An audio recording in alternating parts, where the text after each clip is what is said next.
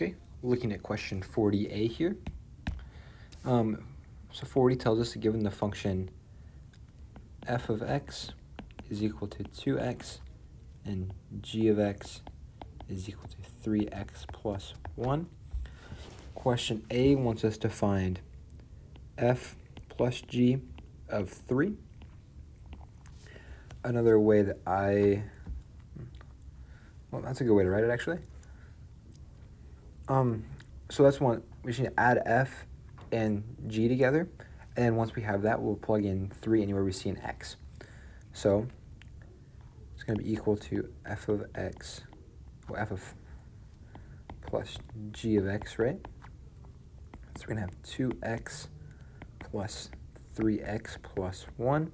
So it's going to leave us with 5x plus 1. So f plus g of 3, we're going to plug in a 3 anywhere we see an x. So it's going to end up being 5 times 3 plus 1.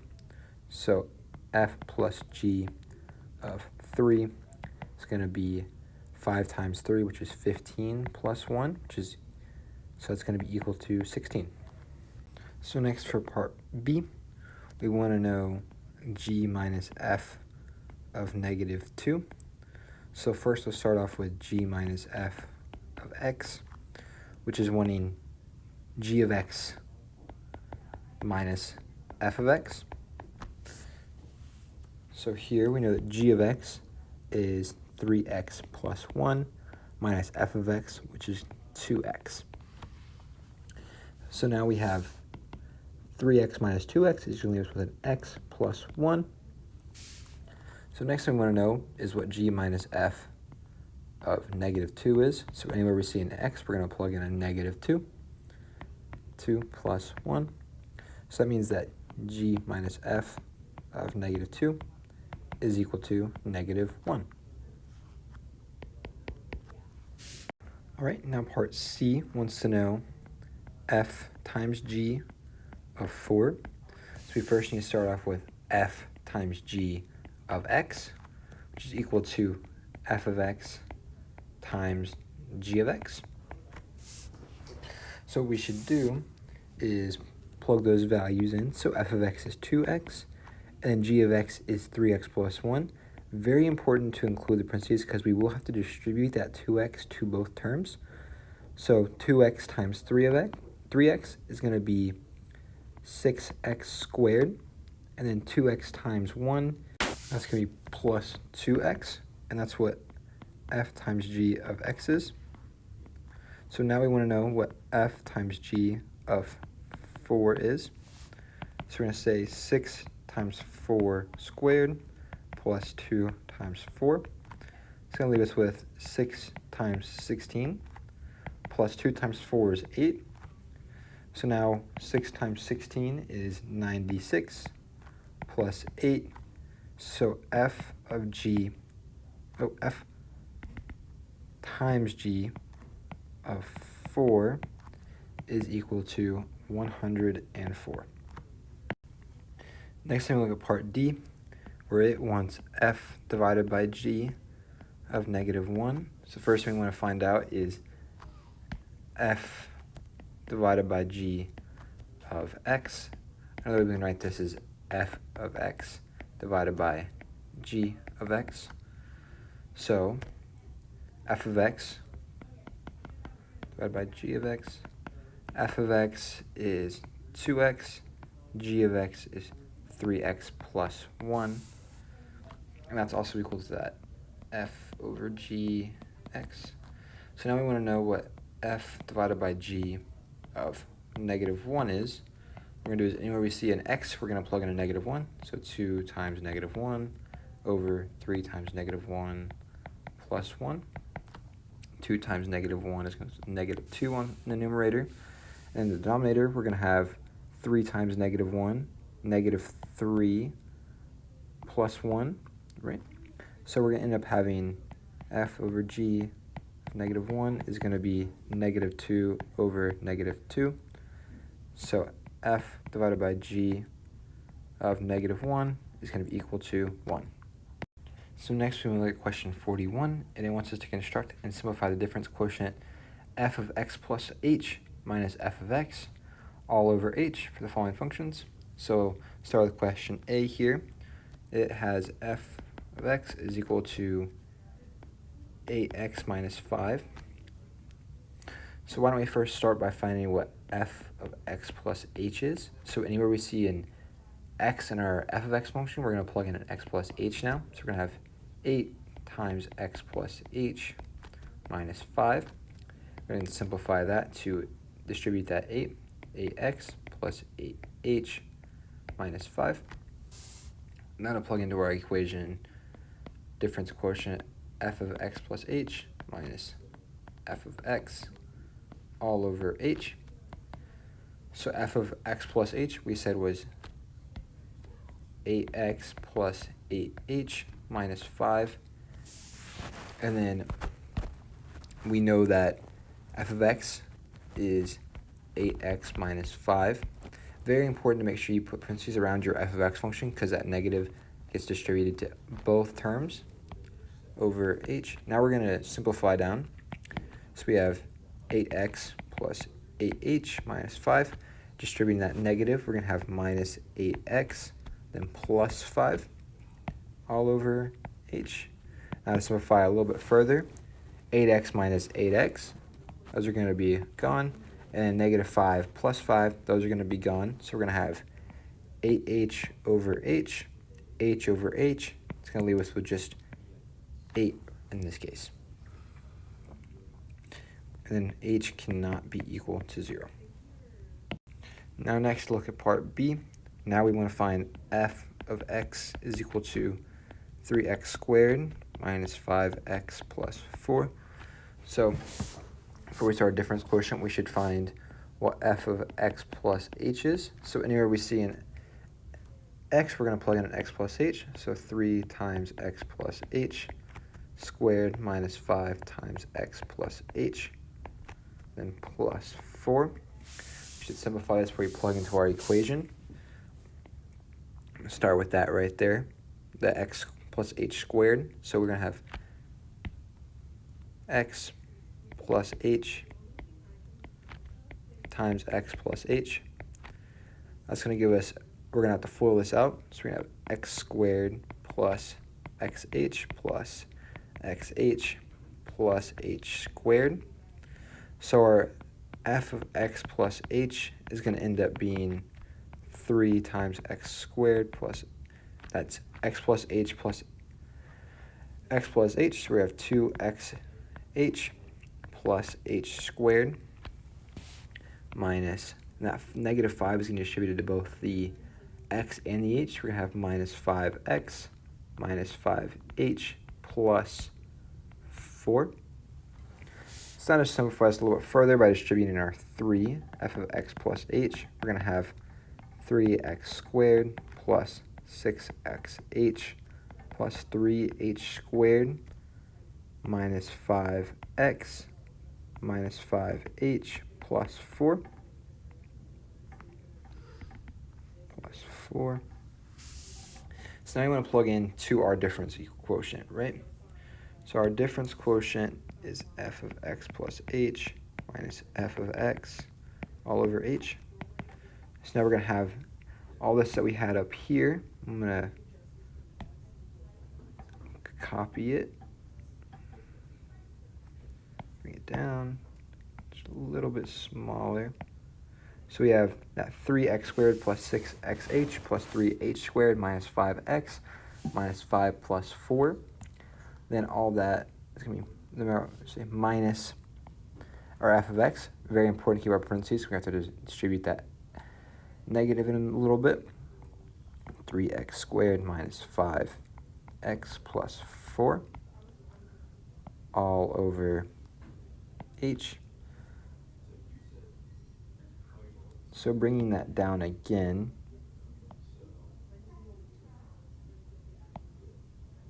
we have equals, now we have minus 3x squared plus 5x minus 4. It's very important that we have to distribute that negative to each term.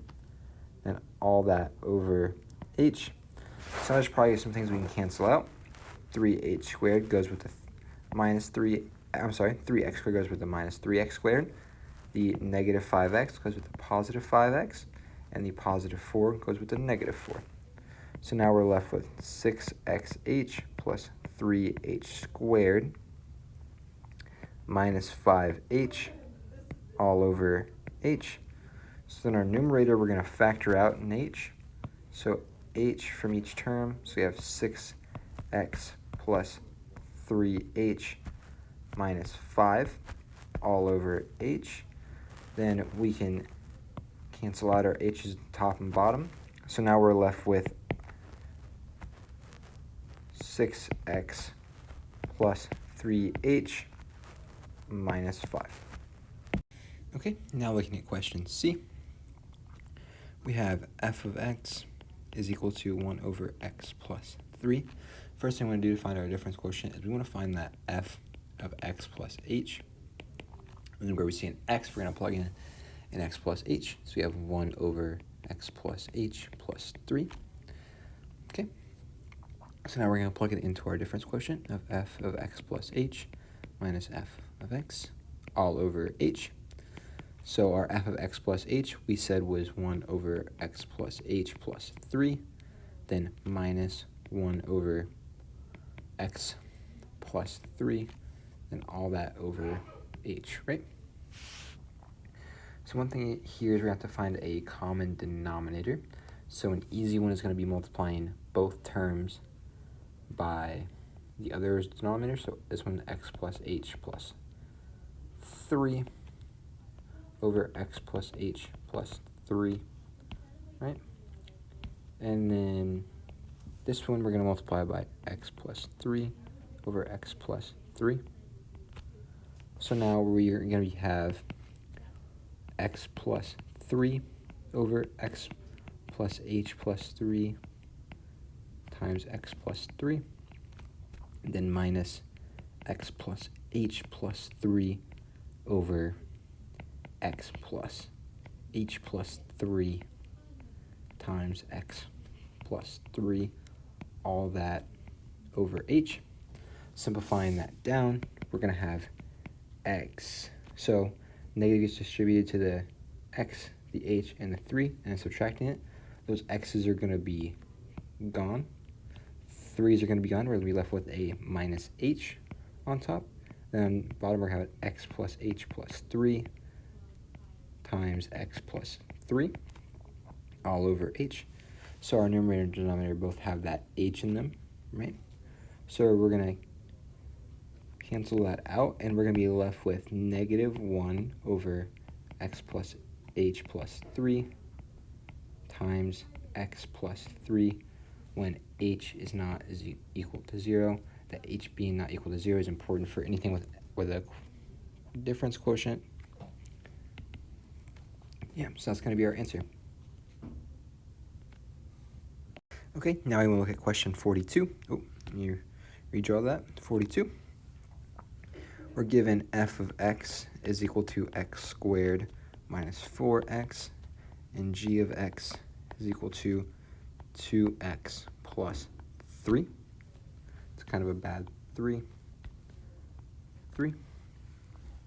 So first it wants us to find f of g of x, right? Another way I like to write this is f of g of x. So anywhere we see an x in our f of x function, we're going to plug in our g of x function. So f of g of x is going to be, g of x is 2x plus 3, so we're going to do 2x plus 3 squared minus 4 times 2x plus 3. Right, next thing we want to do is just simplify this down just a little bit. So we're going to be left with, we're going to want to FOIL that out. So we're going to have 2x plus 3 times 2x plus 3 minus 4 times 2x plus 3, right? So what we can do here is FOIL this out. So we're going to multiply first terms, so 4x squared outer term, so we're going to have plus 6x, inner term plus 6x, and last term plus 9. Then I'm also going to distribute this negative 4 to the 2x and the 3, so minus 8x, and then minus 12. Simplifying this down, we have 4x squared.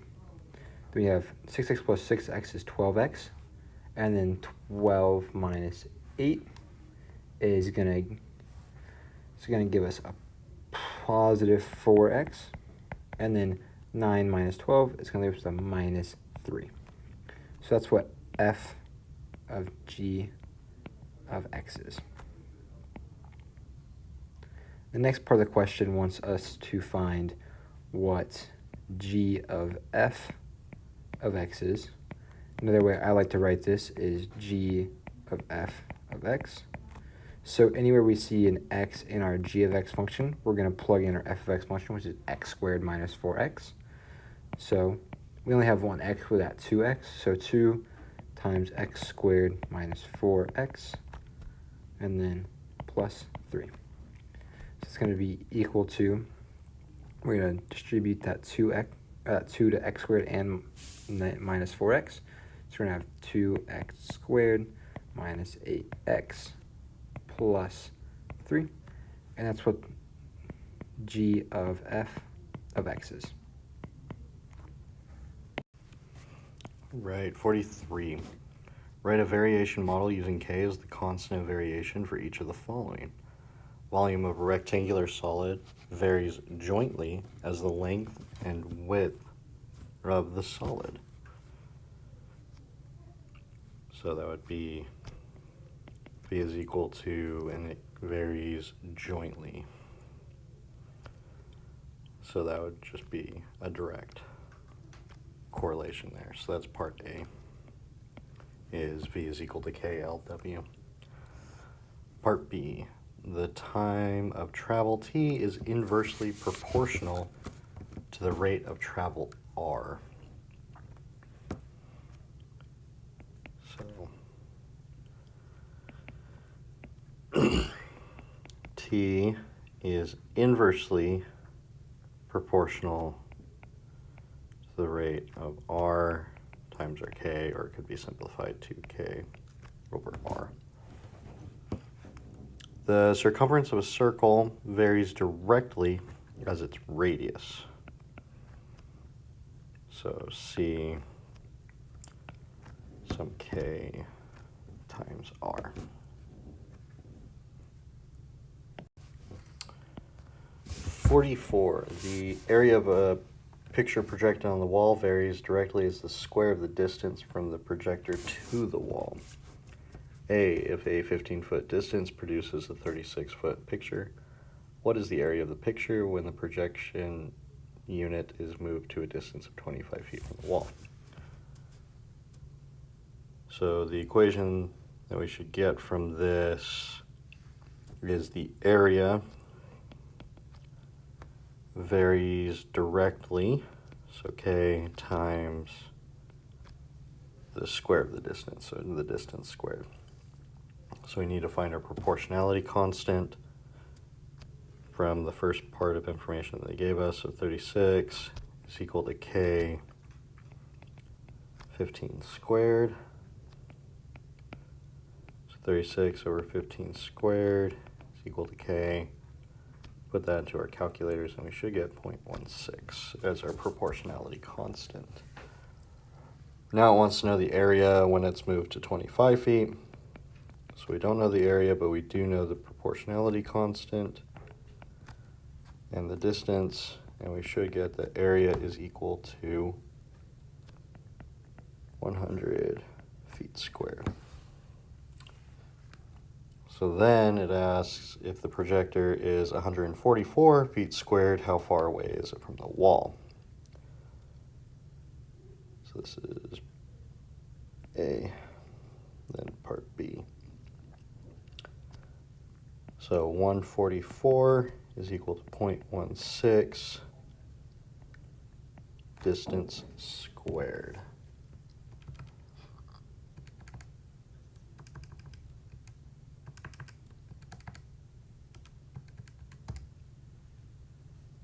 So we should get, once we divide by both sides by 0.16, we'll get 900 is equal to the distance squared. Square root of 900 is equal to the distance, and that's equal to 30 feet.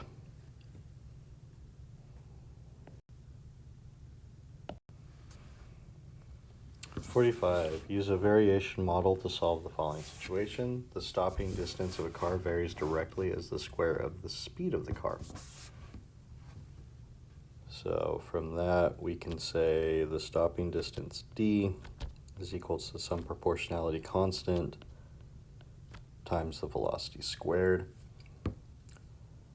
If a car traveling 50 miles per hour has a stopping distance of 170 feet, find the stopping distance of a car that is traveling 70 miles per hour, round to the nearest tenth of a foot. So the first thing we need to do is find the actual value of our proportionality constant. So 170 feet is our stopping distance. K is our proportionality constant. 50 is how fast we're going. So if we divide both sides by 50 squared,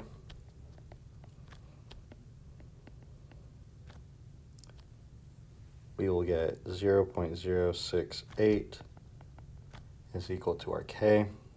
Now we need to find the stopping distance of a car that is traveling 70 miles per hour. So we don't know our distance, but now we know our K, so we plug that in, 70 squared, and we'll get exactly 333.2 feet, and we need to round to the nearest tenth, which is fine. So the answer is 333.2 feet. 46. Given the function f of x is equal to 2x squared minus 4x minus 3, find each of the following. Use completing the square to write the function in vertex form. So we'll have f of x equal to 2x squared minus 4x minus 3. So to complete the square, our leading coefficient needs to be an implied 1. So I'm going to factor out a 2 from the 2x squared term and the minus 4x term to set us up for completing the square. Now, once we've done this, we can do the process of completing the square. So this will become x, whatever half of that is, quantity squared. But if we were to FOIL this term out, we'll notice that we added a value there of where that term is squared, in this case 1, so we need to subtract a 1 to keep the equivalence. Minus 3. Now we can redistribute that 2 to each term. There should be an x. And then combine like terms. So now we are in vertex form. So state whether or not the parabola opens up or down. We see this positive value here, that means it opens up. C, identify the vertex. So that's going to be this number here and this number here. So the vertex will occur at 1, -5. State if it has a maximum or minimum and give that value. So the maximum or minimum will occur at the vertex, and it'll be the y value of it. If it opens up, it'll be a minimum. If it opens down, it'll be a maximum. So we have it opening up, and the y value of the vertex is -5. So this will be a min, and the value is -5. And then state the domain and range of the function. So the domain, any x value is valid. So how we can state that is -infinity to infinity for the domain. And then the range, we have its smallest value that it could possibly be at -5, and since it opens up, it goes on to infinity. The bracket for the -5 because it is inclusive. 47, find the vertex of the function 4x squared minus 24x plus 11 using the vertex formula. So the x value of the vertex is given by -b over 2a. So the x value will be 24 over 2 times 4, which is equal to a +3. And then f of 3 is equal to 3 squared minus 24 times 3 plus 11. We put that into the calculator, we will get a -25. So the vertex occurs at 3, -25. 48, a professional skateboarder launches into the air from the rim of a half pipe at an initial velocity of 5.4 meters per second. His path is straight upward, and his center of mass can be modeled by h of t is equal to -4.9 t squared plus 5.4 t plus 3, where h of t is height in meters from the bottom of the half pipe, and t is the time in seconds after he leaves the rim. All right, so we have someone coming up and then coming back down. So if we were to graph that, we get something that looks like that. Okay. So we can see from our graph that looking for a maximum, or even if, since it's a parabola, that's the vertex, so we can use our vertex formula. So the x, or in this case, time value, will be at -b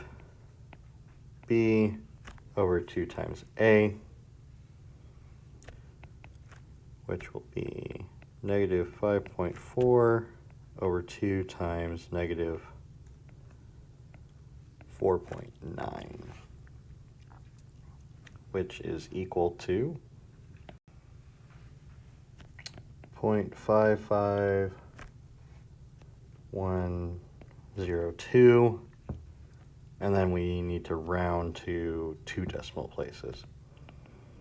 So the time will be 0.55 seconds. And then part B was his maximum height, and round that to the nearest 1/10 of a meter. So we can just plug that 0.55 into our function.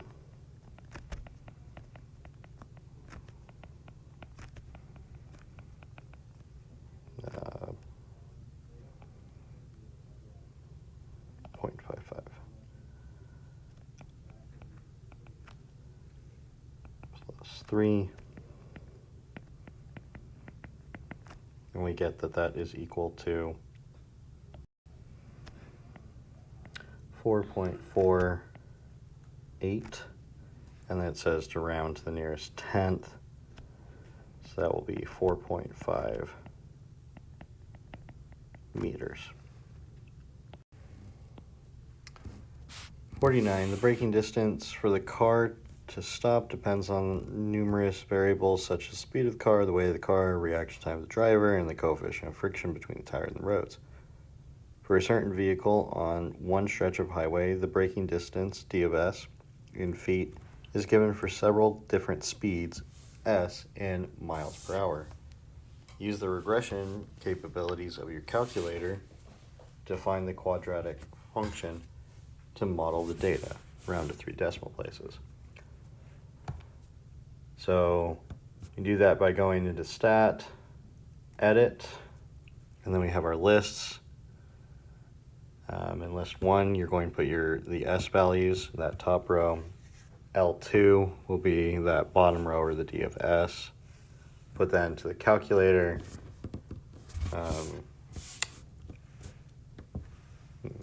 I'll be back once that's done. Okay, those have been put into the calculator. Now you can use the quad reg, and that's under Stat, tab over to the calc, and that should be the 5th option on the TI-83 Plus. And you'll get a regression rounded to the 3 decimal places of 0.039. It'll say x squared plus 2.532x minus 2.509. Use the leading term test to determine the end behavior of the polynomial function. P of x is equal to 36, on and on and on.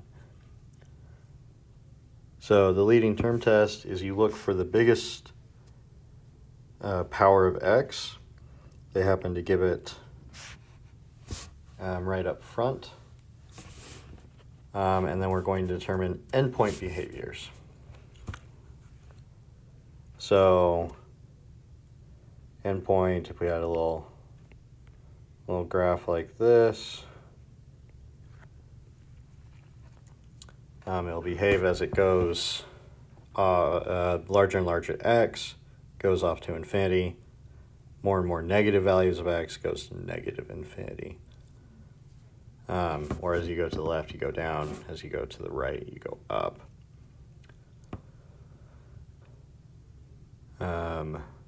And that should be it. Oh, explain your answer. So you would have to write out the degree of the polynomial is odd and it has a positive coefficient. 51, find the zeros and multiplicities of the function. So you can set each one of these equal to 0 to find the zeros. So we get that x is equal to positive 4, negative 3, negative 5, and negative 2. But now we need to list them and list their multiplicities. So when x is 4, the squared means that it's multiplicity 2. The negative 3 is multiplicity 3. Negative 5, multiplicity 1. And negative 2, multiplicity 4.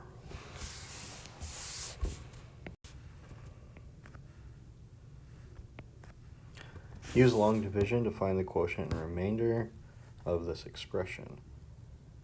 So we'll put 3x squared minus x plus 4, and we'll divide, or what we're dividing,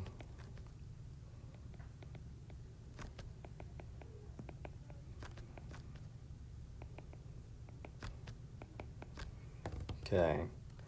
So the question we have to ask is, what do we multiply this by to get the leading term? In this case, it will be 4x squared. Now we're going to take this and multiply it by each of those values, so we're going to get 12x to the fourth, 4x squared times a negative x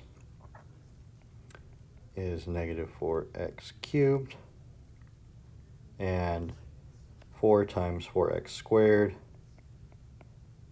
16x squared, and I always put a parentheses and a minus sign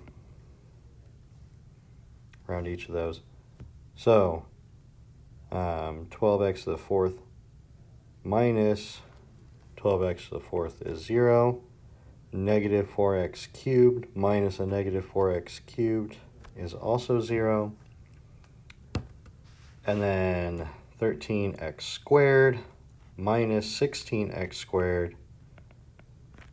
And then we'll bring down the rest of the values here.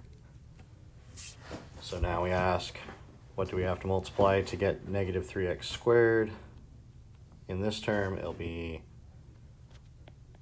negative 1. So we'll get negative 3x squared plus x minus 4, and then we'll subtract it off. So negative 3x squared minus a negative 3x squared is 0. 2x squared minus x, positive x, and then 1 minus negative 4 is positive 5. Once this term has gotten to a lower power than what we're dividing by, that's as far as we can go. So we get that this is 4x squared minus 1, and then the remainder will be this value, x plus 5 over 3x squared minus x plus 4. 53, use synthetic division to find the quotient and remainder. So we are going to have to solve this one as if x equals 0. So we'll get 2, and then we're going to use the coefficients, and if we skip any powers, we need to include a 0 here. So that'll be 2, positive 13,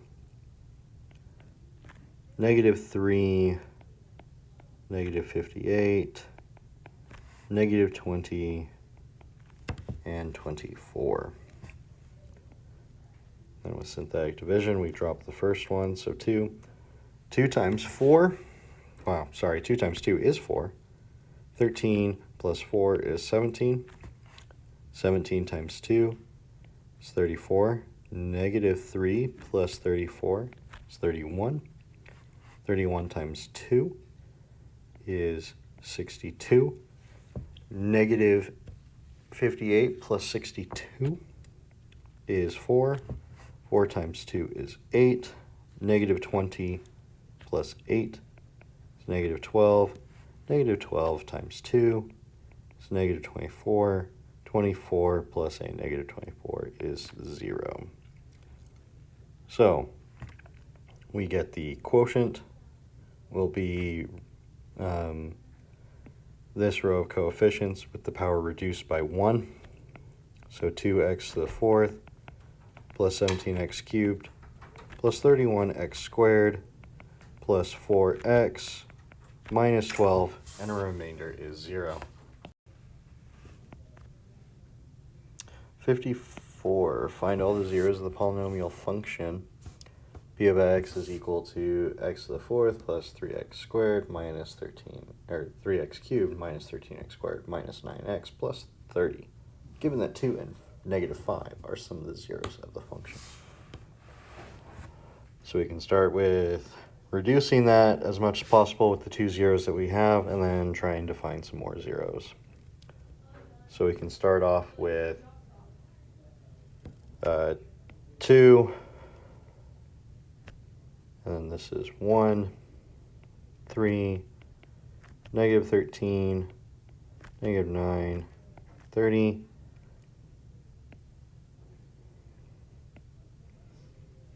let's drop that down. 1 times 2 is 2, 3 plus 2 is 5, 5 times 2 is 10. Negative 13 plus 10 is negative 3. Negative 3 times 2 is negative 6. Negative 9 plus negative 6 is negative 15. Negative 15 times 2 is negative 30. And negative 30 plus negative, or positive 30 plus negative 30 is 0. Just what we are expecting. And we can use that same row of coefficients for our negative 5. So 1, 5, negative 3, negative 15. 1 drops down. So 1 times negative 5 is negative 5. 5 plus negative 5 is 0. 0 times negative 5 is 0. Negative 3 plus 0 is negative 3. And negative 3 times negative 5 is positive 15. Negative 15 plus a positive 15 is 0. Leaving us with that row of coefficients, which would be x squared plus 0x minus 3. And since we're trying to find zeros, we can then see that, or solve, or get rid of the 0x term and solve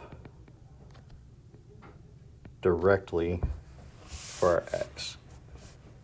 So, to list off the zeros, they are 2, negative 5 are two givens, plus the square root of 3, and minus the square root of 3.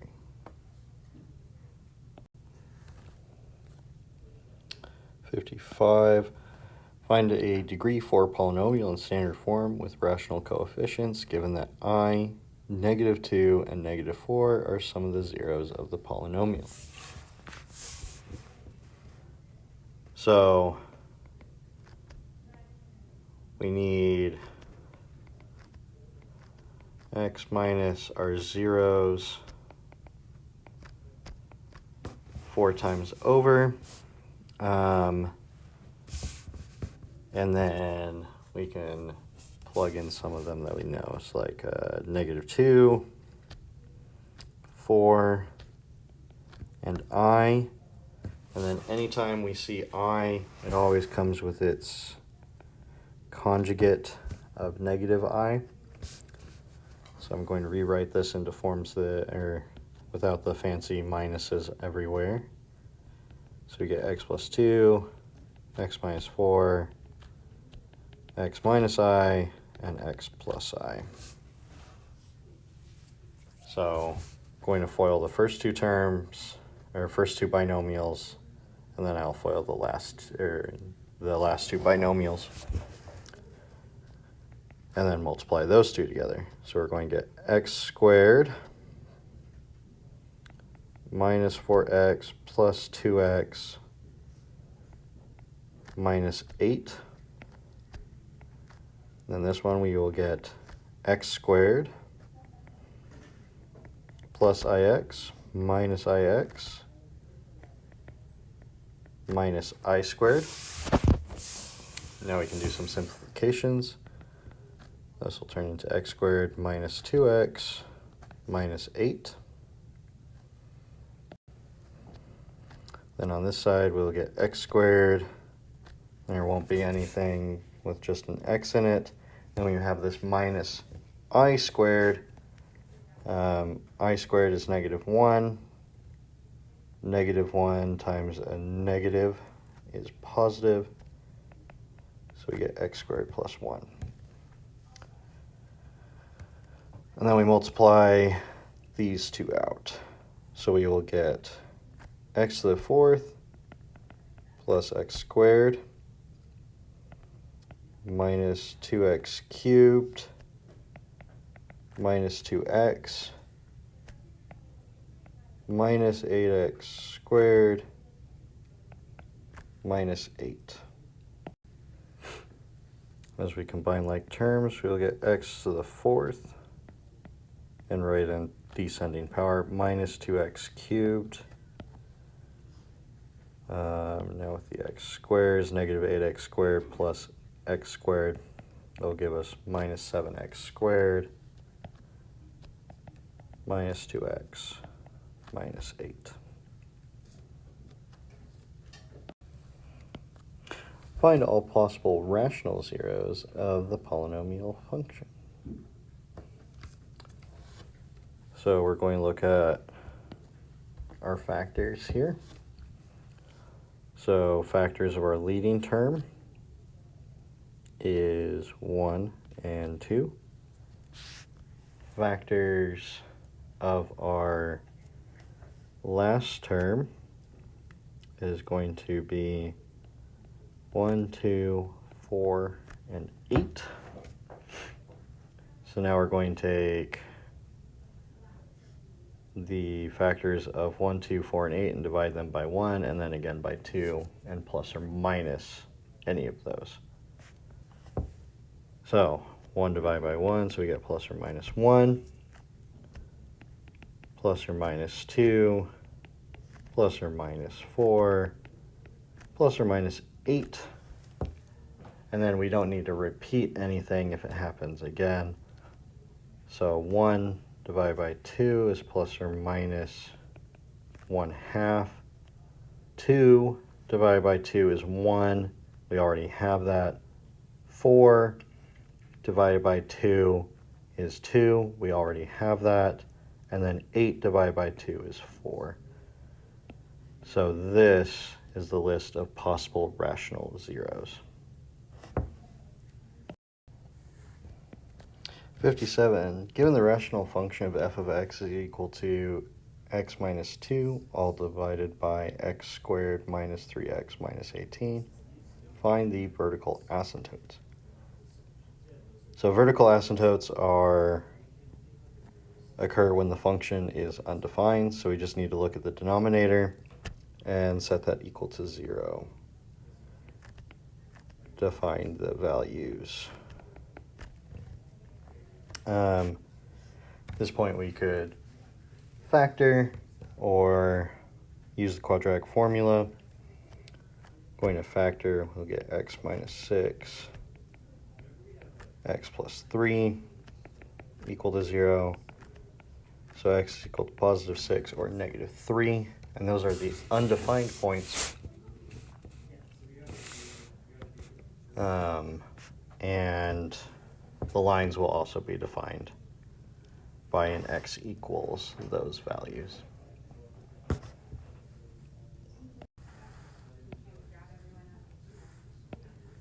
Given the rational function f of x is equal to what is on the screen there, find the horizontal asymptotes. So the first thing to do in looking for horizontal asymptotes is compare the powers, or the highest power in the numerator and the denominator. In this case, we have a x cubed and an x cubed. Since they are the same, we can then look at the numbers or the coefficients in front of them. So we get that y is equal to 3/8 for the horizontal asymptote.